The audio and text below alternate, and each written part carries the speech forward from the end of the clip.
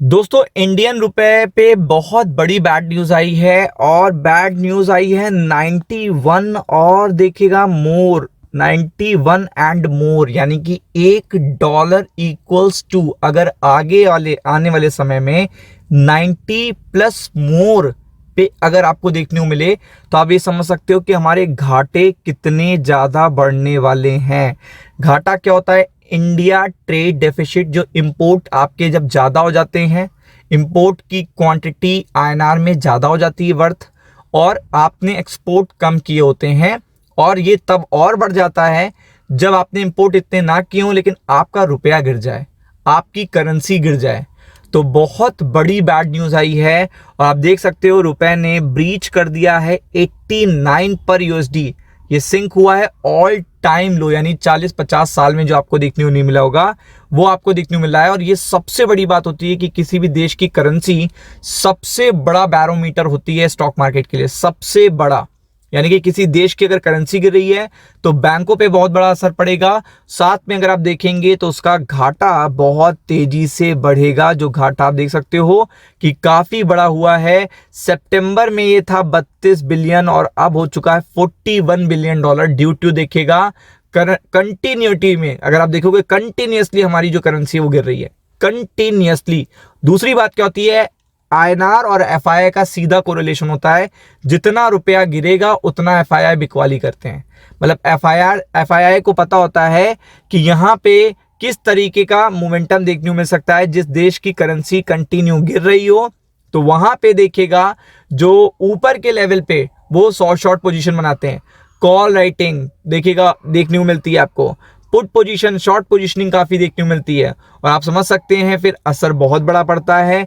और इसीलिए अगर आप देखेंगे जो 32 बिलियन सितंबर में था वो अक्टूबर में 41 बिलियन अगर हुआ जा रहा है तो आप समझ सकते हो कि ये क्यों हुआ जा रहा है। क्योंकि हमारा रुपया 86 से गिरता गिरता 87, 88, 89 पर भी रुकने का नाम नहीं ले रहा है। और ये 40 साल में नहीं हुआ। ₹1 ₹2 जब पूरा पूरा साल बीत जाता था तब दिखता था।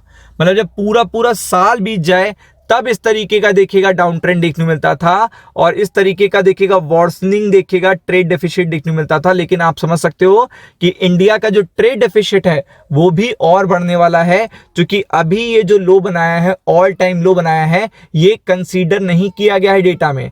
मतलब ये अभी तक आया नहीं है इसका डेटा, ये जस्ट एक्सपेक्टेशन है कि अब देखिएगा जो करेंसी है वो ऑल टाइम लो पर है। तो अब देखिएगा नया डेटा काउंट होगा, जब नया डेटा काउंट होगा तो आपको पता है कि फिर उस पर असर पड़ेगा।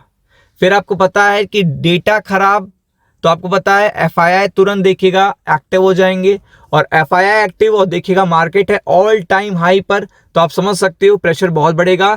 फिर आगे के प्रिडिक्शन सुनने के बाद तो आपको थोड़ा सा और लगने लगेगा कि आगे के प्रिडिक्शन क्या है। आगे के देखिएगा ये ऑल टाइम लो लगने के बाद अब तो रिकवरी देखने को मिलनी चाहिए ना, कि यहां से और रिकवरी हो रही है और रिकवरी हो रही है, बट ये ऐसा सही नहीं है। तो इसलिए एफआईआई के लिए देखिएगा बहुत ही इंपॉर्टेंट देखिएगा इंडिकेटर आ चुका है, क्योंकि एनालिसिस क्या मान रहे हैं कि कैन इट क्रॉस $90 लेवल। तो आप देख सकते हो ये सबसे बड़ा अपडेट आपको ले आया हूं कि एनालिसिस क्या सोच रहे हैं। तो एनालिसिस्ट एक्सपेक्ट कर रहे हैं कंटिन्यू वोलेटिलिटी, मतलब कंटिन्यूएशन में देखिएगा। जैसे आपको पता है 86 पे जब ऑल टाइम लो लगा था तो लगा था अब यहां से सुधर जाएगा, तो थोड़े दिन सुधरा रहा, उसके बाद अचानक से 87, 88 आया, और उसके बाद अब 89 क्रॉस कर चुका है। तो अब यहां पे माना जा रहा है कि अब यहां पे प्रिडिक्ट करा जा रहा है फर्दर डेप्रिसिएशन देखिएगा रुपी, मतलब $90 to $91 वाइडनिंग ट्रेड डेफिसिट।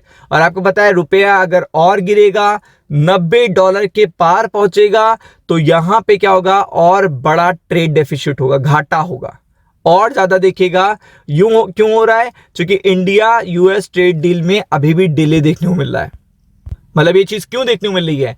क्योंकि इंडिया और यूएस की जो ट्रेड डील होनी थी वो अभी तक कंफर्म नहीं हो पाई है, अभी तक वो क्लियर नहीं हो पाई है, और ये सबसे खराब बात है। सबसे खराब बात है इंडिया यूएस ट्रेड टॉक ना हो पाना। तो आप देख सकते हो कि अगर ये पर्टिकुलर डेटा और ये बता रहा है कि डॉलर और ज्यादा देखेगा अमंग रहेगा, काफी और अच्छा जा सकता है। तो यहाँ पे इस पर्टिकुलर लेवल पे बताया जा रहा है, और इस पर्टिकुलर लेवल पे निफ्टी बैंक के लिए बहुत खराब बात है। निफ्टी बैंक के लिए तो बिल्कुल ही खराब बात है। और आप देख सकते हो पूरी तरीके से ये बता रहे हैं कि फाइनेंशियल ईयर में ही देखिएगा और डिक्लाइन देखने को मिल सकता है। तो आप समझ सकते हैं कल के लिए बिल्कुल भी अच्छी अपडेट नहीं है। ऊपर के लेवल पे अलर्ट भी रहना है आपको। निफ्टी बैंक पे कॉशियस रहिएगा। राम राम।